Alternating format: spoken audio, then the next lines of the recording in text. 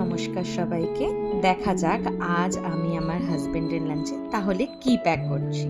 সবার প্রথমেই লাঞ্চের জন্য ভাতটা প্যাক করে দিলাম। তাড়াহুড়ো করে কাজ করতে গেলে অনেক সময় আকাজ হয়েই যায়।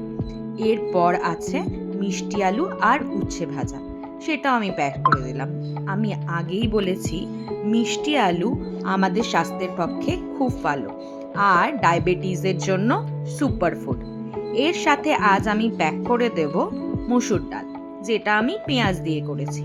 চটজলদি কোনো ডাল রান্না করতে গেলে এটা খুবই উপাদেয় আর তাড়াতাড়িও হয়ে যায়। এর সাথে আজ আমি করেছি পাবদা মাছ জিরে, কালো জিরে আর কাঁচা লঙ্কা দিয়ে ঝাল, যেটা খুবই সহজ কিন্তু সুস্বাদুও বটে। তো আজ আমার হাজবেন্ড লাঞ্চে এটাই খাবে। থাকলো তাহলে এটাই ওর লাঞ্চে।